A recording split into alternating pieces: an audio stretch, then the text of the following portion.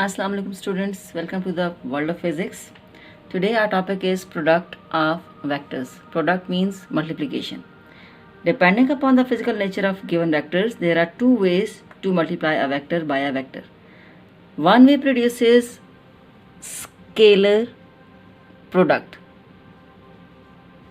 and scalar product is also called dot product. Scalar product is also called dot product. The second way produces vector product. Vector product second name is cross product. So we can say that multiplication of two vectors may result in two ways. Number one is called scalar product and number two is called vector product. Scalar product is also called dot product. Vector product is also called cross product.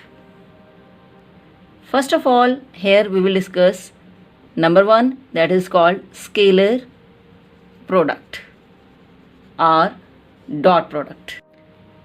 Scalar or dot product is obtained when two vectors are multiplied in such a way that they result in a scalar quantity. For example, A multiplied with B results in a quantity C, which is not a vector but that is a scalar. Then this product is called scalar product.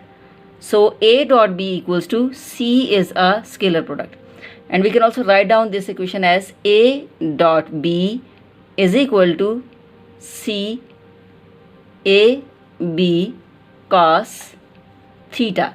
So dot product can also be written in the form of AB cos theta.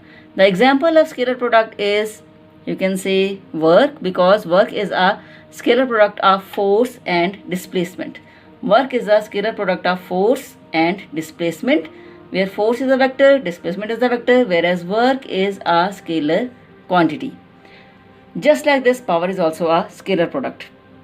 Now we have to explain this equation A dot B equals to AB cos theta.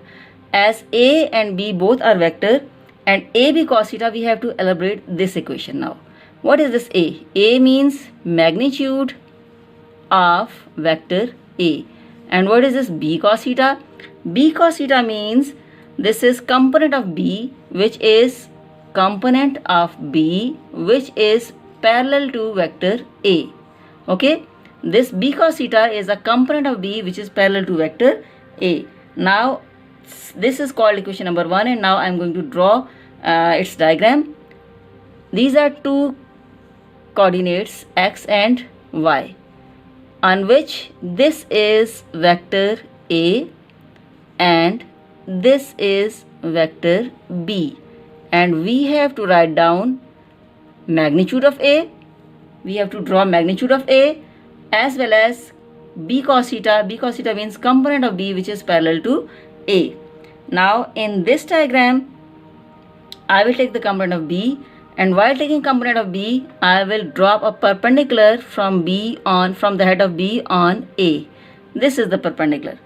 This perpendicular is making 90 degree with A. And now where is the component of B which is parallel to A?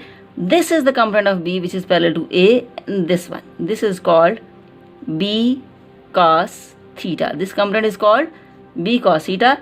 And now the product of magnitude of A and component of B parallel to A, which is this vector B cos theta, this is called A dot B, and A dot B is also equals to A B cos theta, and this is our equation number 1.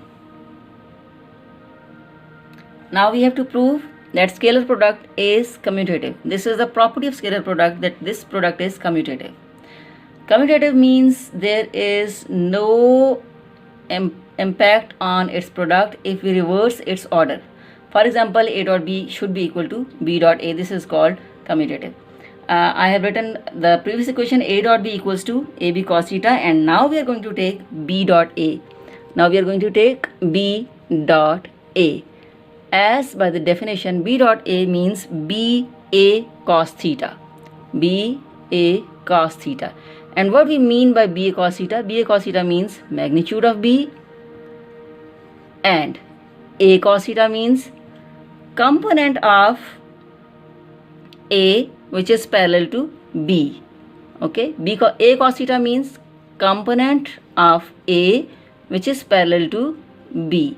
Now I am going to make its diagram in which I will discuss these two vectors, magnitude of B as well as component of A which is parallel to B, along with x and y axes, on which I have to take again A and B vectors. This vector is A in this direction, this is vector B.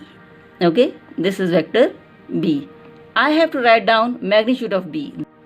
Now to take component of A, I will draw perpendicular from the head of A on the vector B in this way. This is the perpendicular in the form of which I have dropped its component.